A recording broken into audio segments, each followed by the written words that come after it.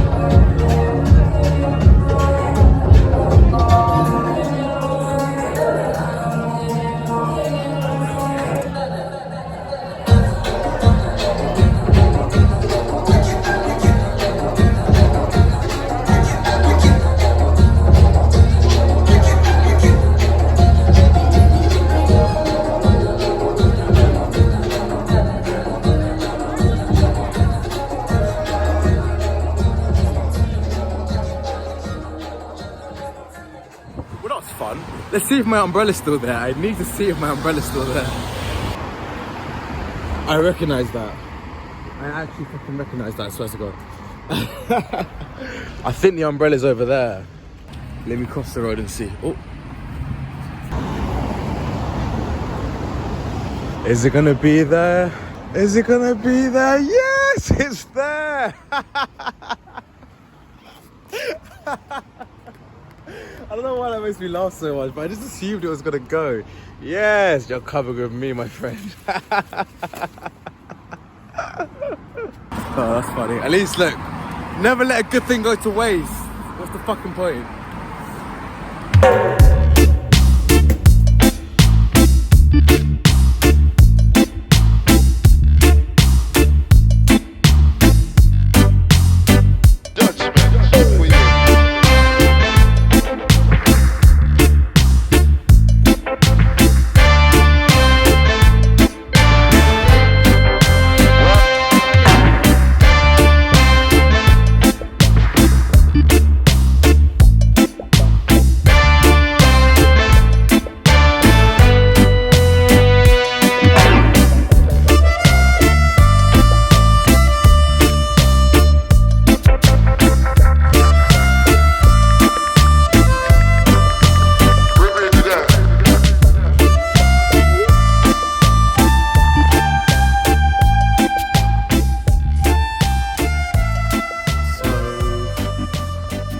Two guys that I met at, where was it? E1 over the weekend.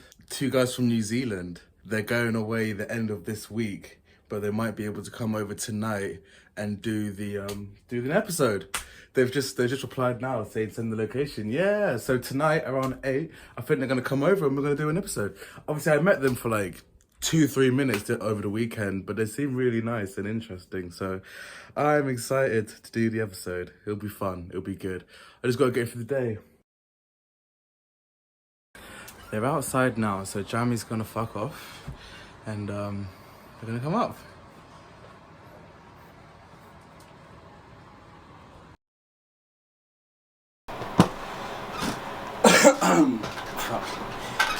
Cheers, man. Alright. Oh, cheers, buddy. Cheers, bros.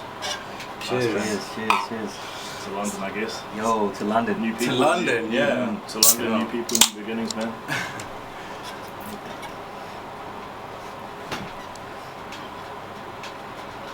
So we met literally the day that you lot got here. 100%. Oh, for sure.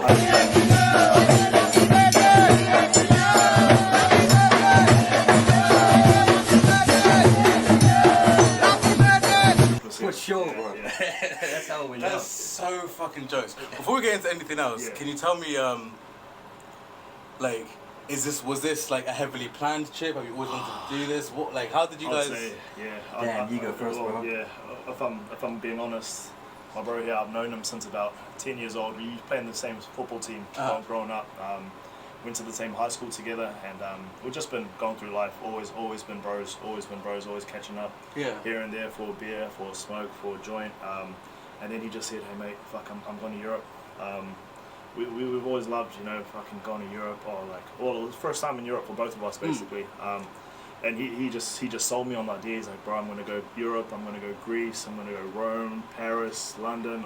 And I was like, "Oh fuck, I have to come, man. I have to come." So basically, for in my situation, I was working 2 jobs, grinding away 60 hours a week, fucking burnt out, not in a good mental space, all that type of shit. And I was like, "Fuck this, I'm gonna quit, you know, my main job, and just hop on a plane and go." So from there, we just started planning it out, and fuck, now we're here. Yeah, now we're here. So I'd say it's not heavily planned. It's, you know, you buy your tickets, set up some hostels, and you know, go from there. Like when we met you at that party, that definitely wasn't planned. That was kind of bro, that was that night. Like, we met up with some Japanese guys in the hostel, and they're like, "Where are you going down? What are your plans for tonight?" Like, we'll just go around locally, you know, check it out. And they're like, "Oh, go to this E1. And I'm like, "What's E1, bro?" And he's like, "Oh, yo, go check out this," and showed us on Instagram. Like, how much it cost? Free tickets, bro. Oh, yo. That's how we made the plan. We're like, "We'll see you down here at 10. And then we made our way there. It was raining heavily too, but we're like, we got fucking hell, it really was, wasn't it? We got soaked on the tube, like on the way to the tube. We got fucking drenched. We got drenched, man. But hey, it is what it is. We made it. And we realized for those free tickets, you had to wait in a fucking line that was about 300, 400 meters back. Yeah, it was quite long, innit? So we're like, nah. But did the queue get up to the McDonald's for you guys, or was it closed? Well, we just said we went to the other side. We just paid $20 and they let us in. Oh, sorry. The whole other side. Because we went to the other side before by accident, because like if you got tickets. And we got through security, got through everything, and this lady, this lady just at the end, she was like, "Oh, you haven't got the right tickets." She's like, "These tickets are the ones for the other line." It must be like, "Oh shit" or some shit. So we went to check out the line. Nah, bro, we ain't going down this way. Pay 20p, you know, first night in London. Fuck it, man. We ain't waiting in the line for 2 hours. So fuck that. I queued for like 45 minutes and I still had to pay. Oh shit. Because it's after 11:30, right? Yeah. But you know what? Got it. Loads of other venues, and I was kind of annoyed about this shit. Bare other venues. As long as you're in the queue roughly around the time it says, they'll still let you through. Like they'll give you like an hour leeway or some shit like that. They didn't even do that. It was like half an hour after, and they were like, "Yeah, you have to pay." But I was in the queue like, it was like what 11:30 last entry, but I was in the queue at like 20 past. Oh man, But that sucks, bro. it is what it is. It is what it is. You know, like, at least we all got in. Oh fuck, it was a good fucking night. What a night. Really good night. Shit, yeah. So how was the flight? You were saying that it was like 20-something hours. So on my perspective, I went to Vancouver first, which is 14 hours straight from Auckland to Vancouver, 14 hours. Got a bit of family in Vancouver, so spent maybe a week in Vancouver. Then would go from Vancouver to Toronto, which is another 7 hours. Then Toronto to London, another 7 hours. So all up, maybe 28 hours travel. It's just. Was it rough? Oh, it's rough, man. The crazy thing is, you go anywhere from New Zealand, it's gonna take you at least a day of travel. You go Aussie, it's like, okay, 3-4 hours of travel. Anywhere from there, you go Bali, you go 11 hours, Thailand, you go like Singapore, you go India, you go Dubai, you know.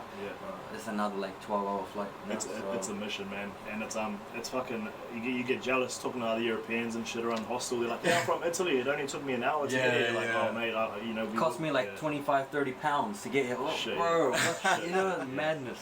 Straight madness. Yeah, a little bit jealous, but you know, home's home. You know, we wouldn't trade it for the world. A little corner of the globe, New Zealand. But always grateful for, you know, your hometown and where you grew up and all that type of shit. So tell me about home. What is it like? I think so. When I was growing up, I used to play rugby. And the coach was from New Zealand, and I was friends with his kids. His kids played on the same team as us, so I heard the accent all the time.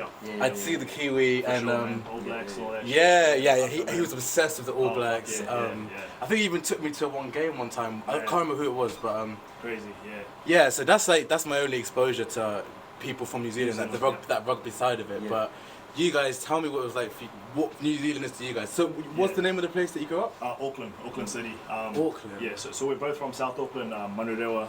That's how you say it. Say it again. So South Auckland, Manurewa. It's kind of, so South Auckland I wouldn't say it's the bad part of town, but it's viewed as the worst part of Auckland. And our town that we're from, which is called Manurewa, Manurewa. We call it Rewa for short. Rewa. Yeah. Okay. So it's all Māori names, you know, the natives who kind of found the country. Yeah. So it's all you know, all Māori names, so it might sound a bit weird. Yeah. But yeah, no, we call it Rewa, and it's it's kind of a hard, you know, kind of like a hard town to grow up in shit, especially a couple of Indian blokes. Okay. Mostly Polynesian dominated. Really? Yeah, real heavily Polynesians, and those dudes real big motherfuckers. Yeah. Real scary motherfuckers too. Oh, I don't think we've seen Also, bigger people around the world. Yeah. Like Really? so far, we come to Europe, you come to London, like, bro, there's like no one like that around. Yeah. You know, it's just- So just those get Polynesians from New Zealand are. Yeah. they just they're solid, from man. they just got genetics from an early age. They hit 12, 13. Yeah. They look like Fully 30-year-olds, bro. Yeah. They straight that big. Yeah, Damn. yeah, That's crazy. No, definitely, man, definitely. So yeah, fucking. But growing up in that town, yeah, you kind of just everyone and man, Polynesians, they love to fight, man. They love to fight. They love to you know, I don't want to say like act hard and act, but you know, some of them you just be walking down the street, mind your own business, and you know they come up to you and they call it stepping you out, which is, you know, kind of like challenging you, asking you for a fight, you know, trying to Okay. take You your could be shit. any random dude. Yeah. for sure, They got for sure. nothing against you, you know. Yeah. They'll come and do that. Yeah, Sometimes they just group of them and they just call you get hiding, you know. yeah, Yeah. And you just get jumped, you know. So that was a lot of growing up, like Yeah, well, dealing with people like I that. would say so, yeah. I would Yeah. say from my perspective, I was brought up till 6 years old in India. That's where my family stayed. Oh, okay. So I was born. Where in India? So I was born in Punjab, Ah. and my dad moved to Delhi for a job, better job prospects, working for the government. And I did pretty much nursery school there, so where they teach you A, B, C, D. That's it. Yeah. Came to New Zealand, not any English at all. Like I knew toilet, I knew like stop, you know, yes, no, and then just a crazy upbringing. So slowly, just being in school, you kind of learn how to speak English. Yeah. And the teachers were always like, talk your own language at home. Your kids are gonna learn, you know. If you don't do that, they're gonna lose their own mother tongue. Yeah. Give them a lot of credit for that. Yeah. Growing up, like now that I look back at it, wasn't one of the poshest places to grow up. Yeah. You would see kids going in bare feet, you know, and then just in front of a primary school, you would see a high school, which has got like it's called James Cook, and one of the most, I would say, heavily low kind of, you know, this house school. Yeah. Oh, And so not a good place to go. Yeah. But I would say it's if you had an easy upbringing, then that definitely doesn't help you as you grow into an adult. Yeah. So a lot of those things that I went through at an early age Okay. Yeah. helped me Yeah. get to the stage where I am today. So Yeah. definitely grateful for that. Okay. Cool. Did you guys say you met in school? So you went to New Zealand when you were 6. Yeah. Did you meet shortly after? Nah. So 3-4 years after. 3-4 years after. Yeah. Okay. Back in probably 2006, 7. 2007, I reckon. Yeah. So we basically, my dad was the football coach of our local club, which was Manurewa AFC. Yeah. And so I And was- football is football in New Football, Zealand. yeah. It's not- Football, Yeah. bro. You don't call it soccer, bro. Yeah. Yeah, you got that right. I don't know where the cutoff point is. Nah. For sure. Yeah, no, it was good. You know, met him and basically football. Just awesome. It's the bro Baadshah, and then maybe 3-4 years after We ended up starting in high the school. same school. Yeah. He's in the same high Okay, school. and He's in my class. from Oh there. shit, yeah. I've been playing with this guy for maybe the last 2-3 years. Yeah. So hit it off instantly, and since then, you know, just kind of. It's buzzy, I would say. Yeah. It's buzzy because I want to get your perspective on this because you have a lot of friends you make along the way as you grow up, right? Mm-hmm. But some of them you might be real close with, like at some age. But slowly, as time moves forward, you might break off, or they might go on a different trajectory than you. Yeah. Definitely. I would say us two, in a sense, mind sense and kind of life sense, are going on a similar path Yeah. Mhm. to each other. That's why So we. it's real easy to be friends. Yeah. So that's Yeah. why it's so easy to get along, you know. Yeah. Whereas other people, that great people as well, just because they're on a different path in life, it Yeah. doesn't just. It's just as you grow older, it just doesn't feel the same. Yeah. But what's your 100%. thoughts on that? It's really interesting because in one of the books that I was reading, Yeah. it was saying that how heavily dependent your friendships are based on their geographical location and their circumstances, and it was saying in the book that how really and truly the only friends that you'll truly make are the ones that are doing the same things as you or similar things as you or in similar situations from you in that time, if you know what I mean. And that once those situations change, you'll no longer be friends in the way that you were, and which is why you see so many people like drift apart and stuff like that.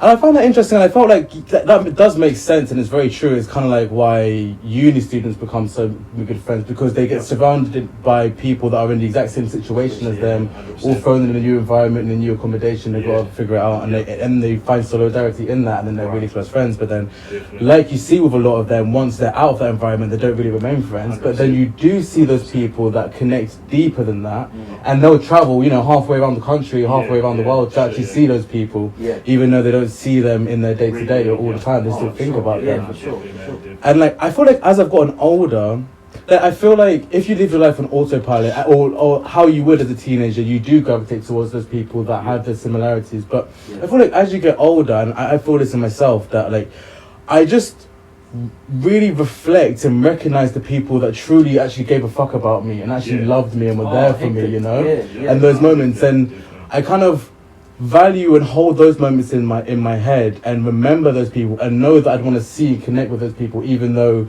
they don't exist in my day-to-day life. 100%. And it kind of gets techie, because as you're thinking that, you're still in the environment that you are in, and you need to get along and you need to connect with people. So even though you do have these people that mean so much to you that aren't near you, you still have to make new connections to deal with your day-to-day, to spend time with people for your mental health, if anything, And I find it fascinating and kind of like interesting how some people find it hard to balance creating new connections while still valuing the ones that meant so much to you in the past. Some people refuse to open up to other people because I've seen people that believe that they found their people. But then in their actual day-to-day surroundings, they don't have people they can confide in, and that can affect that person, make them closed off, And I feel like sometimes if you put that pressure on those other relationships, any time that they're not there for you in a way that you wanted them to be, you'll feel so resentful because you feel like those are the only people you have. But when really, like, that's just how life is. Like, you're so far away, you might be at different places and they can't be for you and have that 2-hour conversation that you normally have because they're going through something, whatever it might be. Which is why it's so important to put those out there. At the same time, on the flip side, you have those people that, you've really got me.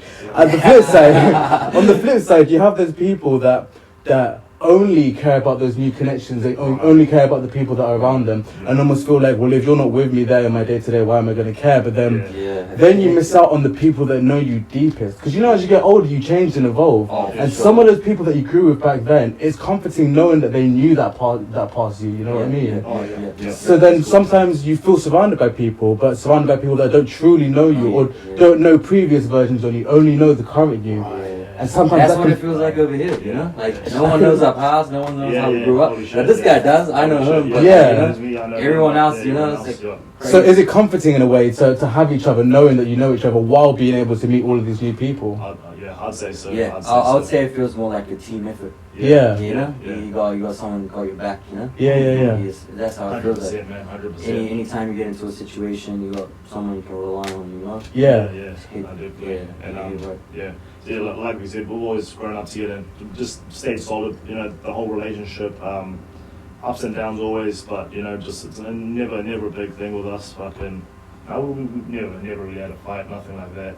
It was like there's been times like we went to uni. You went on a separate path. For sure, you didn't contact them for a couple of years and shit. And then years went past. And I was like, but everyone was just going through their own, pathway, the way they do. And then the crazy thing is, I would say, with even high school, but we lost connection, right? And you do, as you do. And unless someone stands up and be like, yo, boys, let's do something. It doesn't really happen. And unfortunately, in one of our cases, what ended up happening was one of our friends from high school, he passed away. Really? He passed away, and we got a notification on Facebook saying that there's a funeral happening, He wish you guys had come along. So every one of us that was his mate back in high school obviously came down, paid our respects. And that kind of blew our mind away in the sense that, bro, time is the most valuable thing, we got nothing else left. So like, we gotta stop being so stupid, you know. Yeah. And Hang we gotta, out, man. we gotta connect more. We gotta stay in touch. We gotta see how everyone is doing, you know. Yeah. We can't have people be like, you know. Yeah. Because you know, if we actually reached out earlier, you never know, you could still be alive. Yeah. That's the kind of thing that. And the guy we're talking about, you know, it's not just an kind of like an average friend. This guy was one of our best friends growing up too. And just grew apart. yeah, just grew apart as you do. You go through university and you graduate high school and you stop seeing each other every day and all that type of shit. And it just becomes much harder to reach out to all the boys, all the homies. And, fucking years go past, man. You know, time just flies, and all of a sudden you get a notification like that, and it just hits you, man. It just hits you. And from that day, you know, the boys that went to the funeral and stuff, we make set a group chat, try to meet up every few months, and just, you know, keep it going from there. Just keep the connections alive, man. Keep the connections alive, because you just don't know what people are going through. You just don't know what's happening on with life, and you know, fuck it. You know, we all grew up together. Yeah. You know, even if you do change, like we don't even care. Yeah. Just, you know, just stay in contact. And fucking hell. Yeah, because that love's still there. You still been through shit together. It's crazy. It's like, I would say at the moment, if you ask me about my mindset, it might change in a couple of years. But right now, it's literally like one of the most important things, you know, that you can think of in life, and it's not money, it's time. It's time. Yeah. You know, time and experience. Because as we're getting older, you know, time seems to be flying by faster. And every year it feels quicker than the last one, isn't it? Apparently, that's one of the reasons is because we've lived maybe a quarter of our life. Yeah. Right. Yeah. And the reason is because we all have all these memories to go off. We can compare, and everything else seems to go faster. Yeah. Whereas when we're 1 to 10, the memories we have are maybe only like, say you're 5 years old, 1 to 5. Yeah. But that's what you got to say for memories. So it seems like time's moving slower. Yeah. So when you're 10, a quarter of your life is 2.5 years. Exactly. Which is fuck all. But exactly. now it's a quarter of our life is so many more years. Exactly. So everything seems to be going faster. Yeah. For some reason, you can't even remember like the first 5 years of your life. Too. Yeah. Oh, bro, exactly. And then I always think about questions in my head, and I'm always like, you know, what's the most important thing? What's the most important thing? What should I be striving for? What should I be going towards? And right now it's time. So it's like time, age, travel. That's what we always wanted to do. So this is part of the driving force to bring you here. Driving force for sure. The broker's job. I pretty much I have to go and get a new contract if I get a job. Yeah. You know, so we're like, doesn't even matter, you know. We'll deal with that when that comes. Yeah. Just for the, you know, just spend time. I actually love that. Oh, bro, that's crazy. That's sick. You know, go back and sort it all out. Yeah, man. We're here. We enjoy it, man. Yeah, man. That's all we got. You know, you can't take the money. We're all gonna die someday. You can't take it with you. So enjoy your life, man. Enjoy your life. The funny thing is, a lot of people think this way. A lot of people do. Yeah. There's a big difference between talking and acting it out. You know, actually doing it, taking the leap. Yeah. I've known people that have by themselves just gone overseas and gone for 2 years straight. Yeah, you hear it, yeah. Cool. And then they come back and completely changed. You know? And they're like a better person or whatever, or they're more developed. I would like to think of leveling up. Yeah. You know, like you do in a video game. Yeah. I would like to think that traveling helps you develop as well, level up. Sure. On that part. No, 100%. Sure. 100%. It's all about the experience, and like we've been saying, it's more of you know, of course it's going to spend money to go to the UK and do all the tours and Europe and shit that we're doing, but what is money, man? It's all about experience, and it's actually an investment, man. So, you know, the experiences that we're going to gain, it's going to actually build us up later on in life, you know? Build your character, it will inspire you, it will motivate you. 100%. Because you want to work to make more money to do even more anyway. Yes, exactly. Exactly. What's your thoughts on money? What you said with that? How do you mean? Like, I mean, in terms of importance or goals, or, you know. Do you know what's really funny, yeah? I've had like a really weird relationship with money. Growing up, initially, like my first experience with it is just that I hated it. I hated it so much because my parents growing up, they moved here when they're like mid-20s or something like that. And then obviously this is all my opinion. Of course. So they really saw I feel like that Western influence of buying things and providing for their children and getting them all the newest and coolest things. They really got swept up by that shit. Right. And so as many people do, they succumb to that pressure of feeling that their kids need these things that they actually don't. And I'm one of 4. Oh, right. 2 younger sisters that are twins, and then my older brother who you met earlier. Yeah. They and obviously us not knowing any better, seeing things would want them as well. Yeah. Sure. So they kind of presented to the rest of the world that we were like a certain living a certain life, or be able to have certain things, which we really weren't able to. So I growing up, money to me was like seeing us having things, but then seeing my parents like so stressed out and so you know, my mum worked like 3 fucking jobs, like 2 day jobs and a night job. All of them were like nursing home jobs. And my dad worked a few jobs until he went a bit. But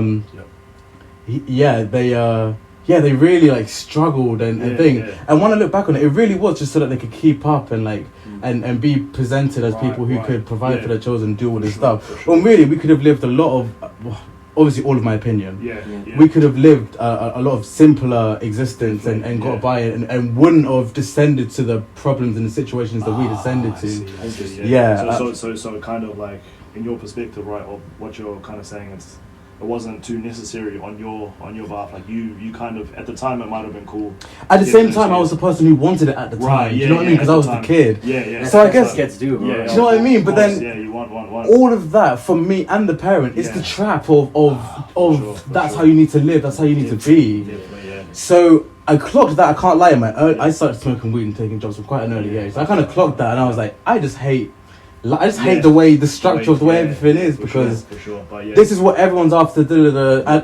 So for a long time I just had this strong resentment. I didn't even want any money myself. I just wanted to live this like basic ass like existence and just, do you know what I mean? And I was really like on the opposite end, and at times I was like, I don't even know if I want to fucking be here the way everything is. Do you know what I mean? It was deep. And then after a while I realized that like, I don't know, like, obviously we have, like, either way, it is what it is, we're here, do you know what I mean? And I'm either going to kill myself or learn to adjust and live. You keep going, man, you keep going. Do you know what I mean? So this is what I was thinking when I was like 15 years old. So I was like, fuck it, I'm just going to like, figure out and live and just have fun the way I want to have fun and do whatever. And obviously acquire the money that I need to live and like, hopefully earn in such a way where I don't have to think about money. That's the thing. If you despise this stuff enough, the freedom is having enough so that you don't have to think about it. So I guess that's what I'm working towards. At the same time, I'm not going to let that pursuit destroy what I have in front of me. I tell you right now, one thing that I've kind of found in the last 2 years is if you're passionate about something, right? No matter what it is, and you wholeheartedly give it your all, you know, you're gonna find people like right now, that you kind of start, you can't spin around like a planet, right? They come into your orbit and they sense it, right? And they come and help you out, or they're part of your journey. That's what I like to say. They help you out in different ways. But if you're passionate about something and people see that glimmer in your eye, like, oh shit, you know, a lot of people out there like, bro, what can we do, you know? Because a lot of people don't even they don't have the balls to go that deep, you know? They're just like, okay, I'm settled, I have a 9-to-5 job, you know? I'm in a good place. I don't want to be uncomfortable. You know? That's the biggest point. I don't want to be uncomfortable. I don't want to take that step. When they see other people that they take the courage to take that step, they'll be the ones saying, yo bro, what do you need to help? You know, because they resent not doing it themselves. I feel you. So I 100% think if you got that passion, you got that drive going, nothing can stop you, bro. Nothing. I appreciate that, brother. Well, look, I'm here. I'm fucking here. And where you gonna stop? Even with that passion and stuff, you know, if you follow your passions and you're kind of doing something like podcasting or whatever your passion may be, playing ball or something, if you truly love it, it won't even feel like work, you know what I mean? And you're just going to keep loving it, and it's just going to keep growing, and things will just come to you, man. That's what I feel like. So I feel that. I appreciate that, man. Or just think about it, like all the celebrities out in the world, right? They might be famous now, we look at them, they would listen to their speeches, award speeches, whatever. I thank blah blah blah blah blah blah blah blah blah for, you know, doing this, or my parents for helping me get here or there or whatever. There's always people behind the scenes that make that person. They probably, you look at, like, I don't know, a big celebrity out there, there's probably hundreds of thousands of people behind them from an early age up to now that have been behind the scenes helping them out. Teachers, tutors. No one can do it alone. No one can. Takes the village, eh? Takes the village, man. Takes the village. Yeah, I like that saying.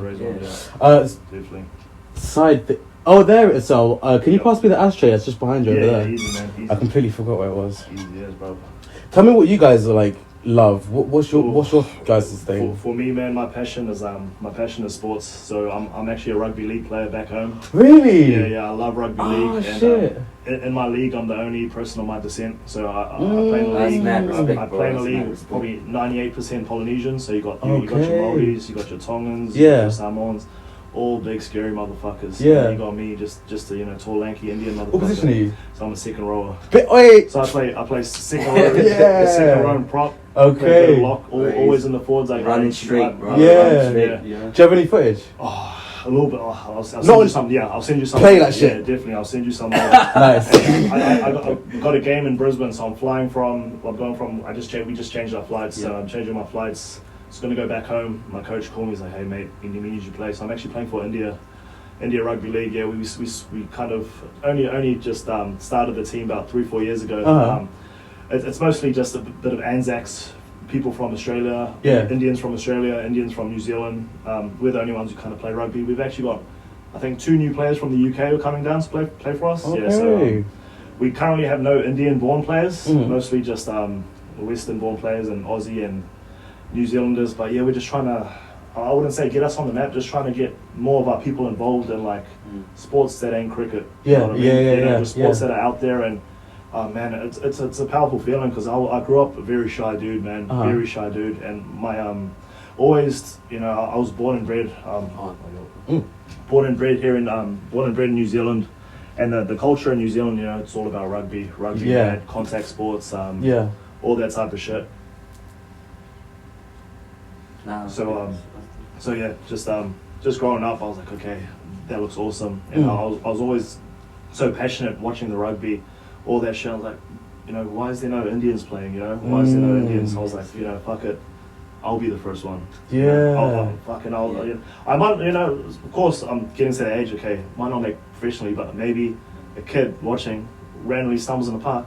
What the fuck? What's that Indian doing? 100%. Yeah, 100%. If he can do it, and I can do it. I wish I started playing when I was 5 years old, but I was too scared. My parents, I remember, I tried to join the first 15, and at the time I'm 16, 17, and my parents have to sign a waiver just in case I break my neck, just in case I get fucked up. Yeah. My mum wouldn't sign it, so I had to forge that shit. Oh shit! Forge that shit. No way. And play, man. And no way. And everyone's like just trying to throw me to the wolves. They're like, okay, Indian boy wants to play. Everyone tries to go for you. Yeah. Right? We're gonna fuck them up. And I did get fucked up a lot of times, man. Did get fucked up a lot of times, but I just kept getting up, bro. Kept getting up, and now I'm at a stage, I'm playing it in the number 1 league, domestic league in New Zealand. So it's about, I'd say, semi-pro to, it's not professional, definitely not professional. Yeah. They give me a bit of coin for playing, coin, which is awesome. That's fucking amazing. Being paid to play is amazing. 100%. Being paid to play is honestly a privilege, and just being the first full-blooded Indian. Yeah. If I can be playing in that league, and even refs will come up to me after the game and be like, what the fuck, holy shit, how did you get involved? People just on the sideline. It's like, that uncommon. Yeah, it's that uncommon. Like, Indian playing is unheard of back home. Wow. So the stories this guy used to tell me, he's like, go to club matches, you'll be the only Indian there. Yeah. And you'll be like, you can just look in their eyes that they're like looking at me like, who is this idiot that rolled up, right? Yeah. And then he's like, I would go there, and then I would just go bowl people over, just smack them over, Yeah. And he's like, half time, end of the game, you just see the same people just giving you mad respect. Like holy shit, man, I misjudged you, Yeah, mad. Man, definitely. Reasons like that, I hear those stories, and previously last year it was my first time playing rugby as well. Yep. And this was for our ethnic competition. So we had people from Thailand, people from Middle East, Indian people, there was Pacific people involved as well, and we had a competition, and I was like, bro, this guy does it, he does it so much, I gotta give this a go. Yeah. Because of him, I reckon if he never played, I would have never even thought of the idea. So you've already fucking inspired people. Yeah, bro. It's good. Bro, it's crazy. That's amazing. I love it, the crazy thing is, and it's like a domino effect. So like, they saw me playing, the people I knew that I played football with, they were like, yo, you're playing rugby, G. How was it? I was like, bro, you got to play next year. It's so mean. They're like, you played, bro? I'm going to come play as well. So it's just a domino effect, you know? Yeah. But I would say it takes time. Definitely. Definitely. The adversity you face and something like that. Just imagine you're the only one of your kind. Everyone else surrounding and looking at you and already thinking, bro, like, well, who is this person? You know? It's crazy. And crazy. like the landscape in Auckland is just crazy. Like, you know, even it's got to that stage. It's just really Pacific dominated, mate. So you especially in rugby league, when it's rugby union, you got much more Europeans playing. But when it comes to rugby league, you know, you'll be lucky if there's even 2-3 white guys playing in the team. So it's just Polynesian dominated, man. And you know, like I said before, these are some scary big motherfuckers. You know, I'm 6'2", about 103 kgs. So these guys are on average, you know, 6'4", 130, man. It's absolutely insane, man. It's absolutely insane. That's so they're just going out there. So that's something I'm very passionate about is you know, rugby league and just trying to like health and fitness too. You know, I'm always in the gym, always out on the streets running. Because I have to, man. I have to, like, you know, I don't know about my opposition. Maybe they're just so naturally gifted that they don't have to do that shit. But I know where I've come from and how late I've started and how, you know, and what I want to pursue, that I have to train hard, man. I have to just try and kind of give it my all. But, you know, like I said at the start, I was doing 2 jobs this year, so I didn't play this year, man. It was just too hard. You know, I got offered the opportunity of money over passion, and I picked the wrong side, right? I picked the wrong side.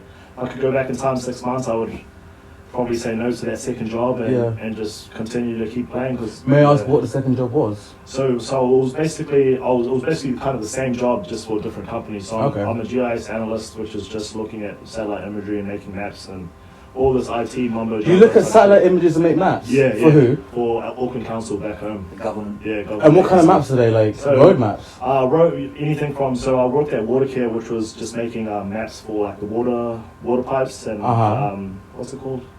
Just that water infrastructure system and all that type of shit. And so then I went to the Auckland Council and I'm part of the environmental team, so I'm actually mapping for like the regional parks and mapping out pest palm points and where the pests are and all this type of shit. So my reaction sounds fake, but I'm obsessed with maps at the moment. Real? I can prove I've got maps in the corner. You can see that map of the world up there. I'm obsessed with maps, man. Me too. I fucking love that shit. I'm so obsessed. Recently, I've just been going on my atlas of the UK and just going through all the thing. I go on Google Earth all the time and I just scroll through that shit. Sometimes, but I just love. I love looking at the geographical locations of different places, the shapes of them, how far they're from others. I love different maps that represent different things. You know, like statistical maps and I love all that shit. I find it so interesting. What about architecture?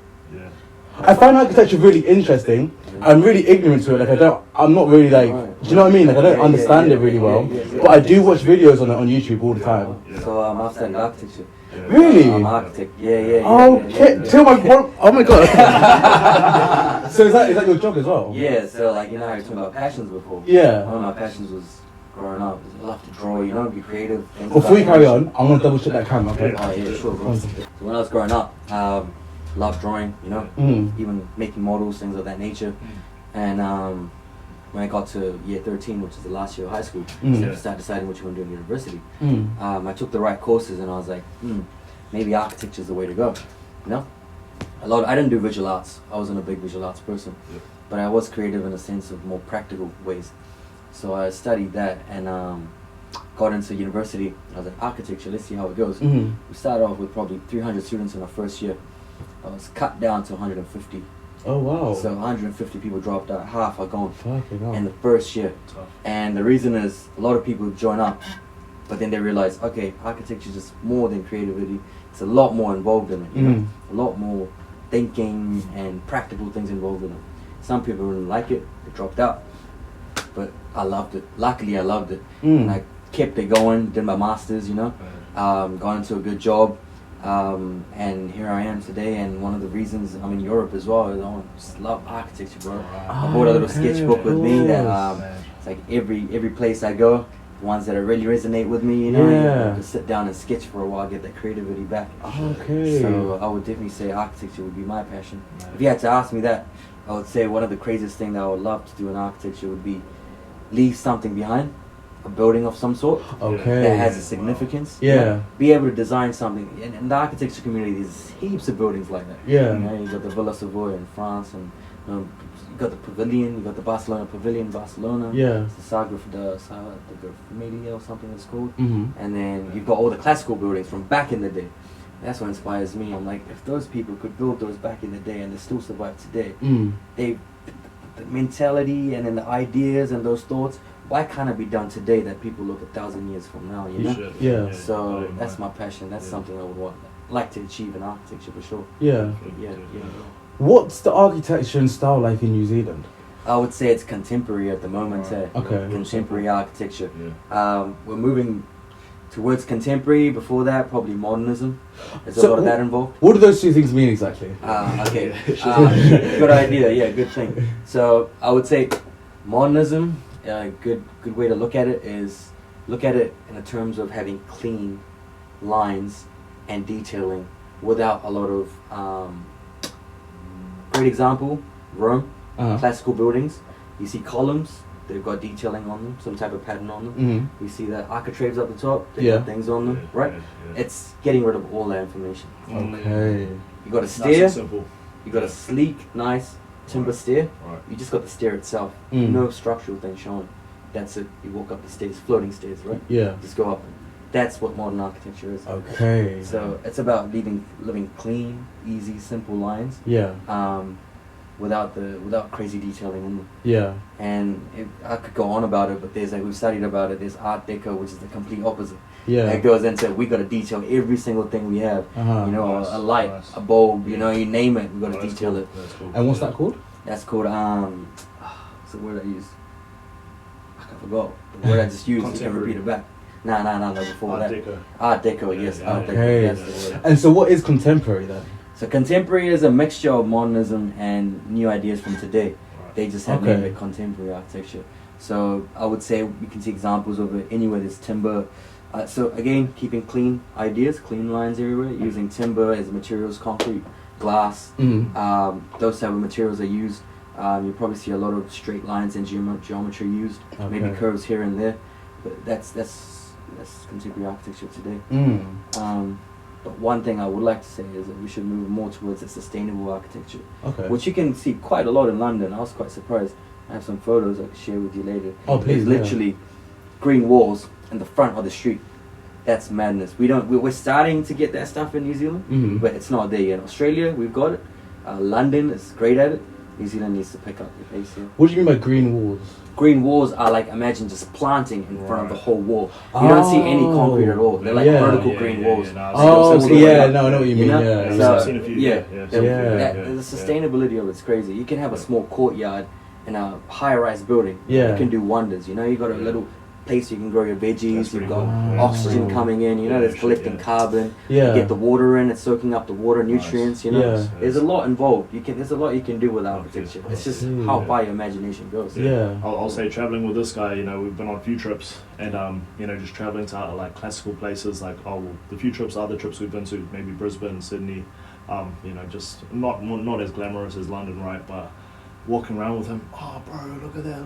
Like, bro, I'm like you, like I'm just straight looking hit on the street. Yeah. I don't look at the buildings, and he's telling me, you know, you can just tell how passionate he is. Yeah. Oh, those are those columns. These are this. I was like, bro, I don't know what the fuck you're saying. Yeah. Honestly, I love the fucking passion, man. That's what I mean, though. Man. You get that passion, bro. Like Fuck I've sensed it myself. New Zealand's a small place, not a big place. Yeah. People start gravitating towards you, bro. Yeah.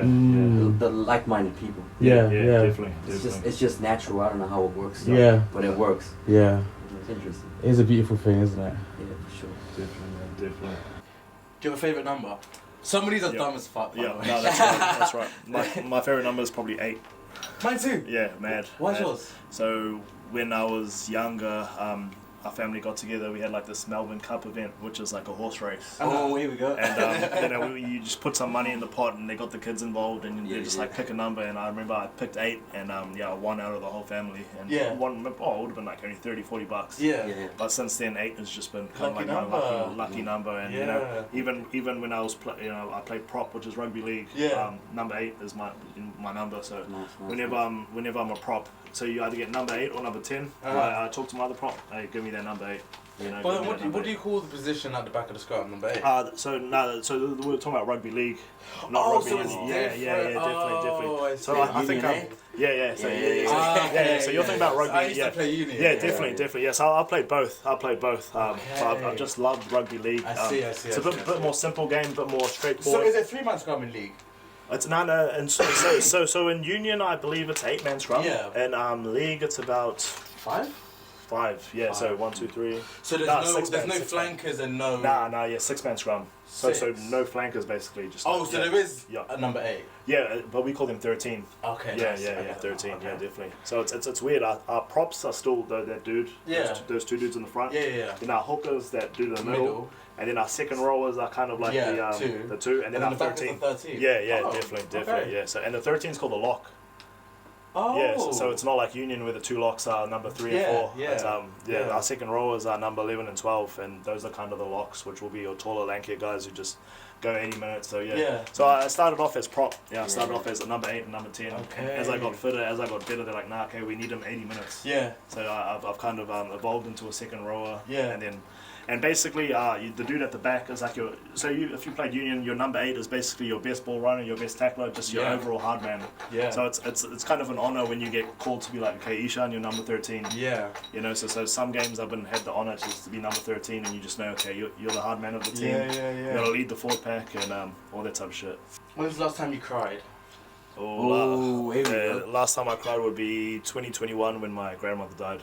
Yeah, for sure. Nah, it's all good. 2021. Yeah, nah, she lived a beautiful life, and just as Indians do, your grandparents kind of live with you. So basically, the first 25 years of my life, she was just second mother, just in the other room of the house. Yeah. And, even weird now, her room's still empty and all that type of shit. You don't hear her in the kitchen, all that type of shit. Yeah. Very, very big impact she played on my life. I wouldn't be a rugby player if it wasn't for her. She kind of grew up.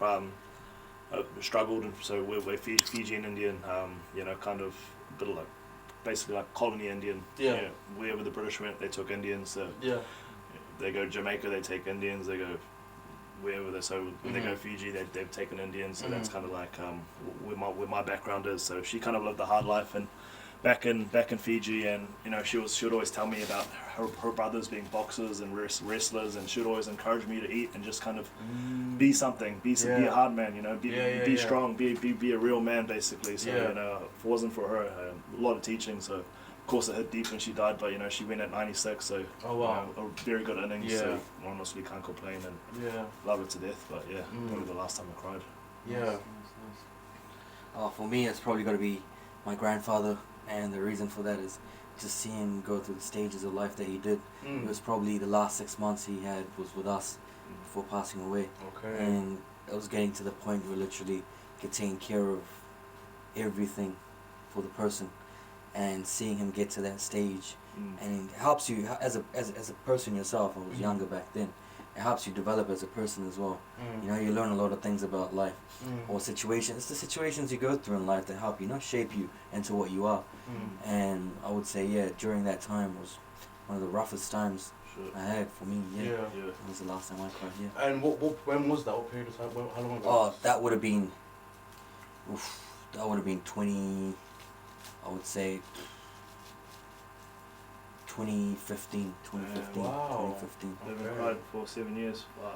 Well, if you ask about crying, proper crying, that's what it is. That's what it is. I feel you. It's been 2 years for you. Yeah. Oh, bro, I had real good cry, man. Real good cry, yeah. I definitely have to, man. Have to. No, interesting. And yourself? Yeah, let's hear about it. Yeah, that's what we want to hear. So like many men, I've struggled with crying and for sure, man. Even I've always been someone who's wanted to, but I just haven't been able to. I always found it hard. I didn't cry once during my whole teenage years, and when I turned 20 on New Year's Day, I bawled out crying because I'm someone who needs to watch sad porn. If you know what I mean, I need to watch videos of kids finding out they're getting adopted and shit like that. Shit. Grandparents buying their dream car for their granddads. Right. Cool, But interestingly, the last 2 times I cried was at a rave. The last 3 times I cried was at a rave. Just happiness, man. One of them was at Park Life last year. Right. And I was in 110 and just having a great time, loving it, and then one song came on, Promises by Charmy, Right. a song that I used to listen to from when it first came out, during when I was going through such a fucked up time as a teenager, and I was like going out days on end, like getting like fucked up on drugs and doing all this crazy shit, listening to that song, dancing like on the bridges and doing random dumb shit. And you know when you don't see it coming, it just randomly plays, and I just fucking realize how far you come, eh? Yeah, all of that shit, and I was just like, oh, I just started crying. I had my glasses on, luckily. Bro, that's beautiful though, man. That's beautiful. That's one of those moments. Tears of happiness. Awesome. That's great. And then the other one was actually like a few weeks ago, or like last month. I'm trying to see the event on the thing. I went to Kent to Abode. I can't see it. Oh, there it is. Nice. River. No, that's. Oh, there it is. I went to Abode, this festival, and afterwards, well, actually, I did like a 3-day bender. I went to this thing on Friday, and then I went to that day rave on Saturday, and then I went to a rave Saturday night afterwards. Nice. And it was at that rave Saturday night, last set of the night, 5:30 a.m. Listening to this set. There's like 6 people in the rave. You know, like hardly anyone there. And he played similar thing. He played one song that I hadn't heard for the longest time. Yeah, man. And I just. Bro, that's crazy. Crying. You don't really like crying, but I'm dancing my ass off at the set. Right, it's crazy how songs do that. It's crazy how songs do that, you know? It's been like the last few years, it's been the only thing powerful enough to like make me actually cry. It's so circumstantial, like I have to not see it coming. I have to be in a certain state. Like for both of them, I'd been awake for a few days. So that probably plays into it, you know. But I used that emotional opportunity to bring anything that I'm going through to the forefront and 100%. Do you know what I mean? Nice. Sad porn, man. Sad porn. Beautiful. That's kind of cool in a way, man. Just I can just imagine you just out there dancing, and then you realize, holy shit, you know, I've come far. This is my life. And just beautiful memories, and especially if it's a beautiful song too. Oh shit. Certain songs are just good placeholders to signify. You know, like sometimes you hear a song or something of your past that makes you cringe or makes you like. Do you know what I mean? It's only because you haven't accepted who you were then that it makes you cringe. Do you know what I mean? But there are parts of who you were there that you could learn from, or you should value and you carry with you. But if you cringe at it and you refuse to listen to that song or that video or that picture of yourself, you'll never really give yourself the opportunity to reflect on those things. You know what it is? They call it your shadow. Okay, aspect to it. It's saying that it's your shadow that you don't really think about and give any light to. And it might be the bad parts of you or the things that you thought were cringe about you or other things down that line. But as soon as you accept it and include that part of yourself, it becomes a whole different story. You become a whole different person. So it's interesting. I recommend you something on Netflix after this. It's great. Oh yeah, please. Great. Banging. Stuff. Banging. Okay. Easy. How many biscuits is too many biscuits? There's never enough biscuits. Say about 12. 12. Never too many in 12. Nice. Who knows you best? Say my mom. I would say my family. Yeah, my mom and my older brother, my middle brother. I've got 2 older brothers, but the one that's only 2 years older than me probably knows me the best. Yeah, probably better than my mom. Okay. Now, last question. Why did you agree to be on the podcast? To be honest, met you for like maybe that night. Real good vibes, good energy, and just why not? You know, we're here for a good time, and it's not every day someone kind of just asks you, and you know, you could just feel the vibes. You know, good stuff. So like I was saying before, you see the passion people orbit around you. That's definitely one of the things. Other thing is we're in the right mindset too. We're going with the flow. We're seeing where things take us, you know. And all of that coming collectively together. In a place like we were. You know, it just made sense, you know. 100%, it's supposed to happen, you know. It's supposed to happen. Definitely. Yeah, man, 100%. Yeah, it's so funny how we literally like spoke for what 5 minutes. Exactly. But we knew anyway. That's what I mean. It was efficient. It was very efficient. It was 5 minutes, but that 5 minutes from the get-go, this guy's a solid dude, man. You know what I mean? It's such a cringy phrase for some, but I love it. That real recognize real phrase. For sure. I always have that in my head when I meet certain people, and instantly, like. yeah, you just meet them and you just know, like, they're cool. We call it like being genuine, right? Yeah. Being yourself. I think it's very easy to kind of see when people aren't. Your body, everything around you just tells you this is a person you don't want to be around. And it's so common to experience someone like that, I guess, when you do meet someone that all barriers are down instantly. And definitely. It's nice and you recognise that, and that's what I mean, like real recognise, real, man. And guys, it's been a fucking pleasure. I'm really grateful that I managed to catch you guys in the limited space of time that you were even here. Oh my goodness. Exactly, Oh my goodness. Honestly. What a journey it's been. Thank you, honestly. It was a pleasure to have you on. Nice to know you. And I will see you guys next week. And if there's anything you want to say to the guys. All love, man. You know, it's been a pleasure, people man. back in New Zealand, if you're watching, you know, big ups. I'm coming, baby. I'm coming, baby. Definitely. Banging. That's it, guys. Thank you so much, guys. I fucking really appreciate that. That was sick. Super pleasure. No, that was really fun, honestly. That was really good.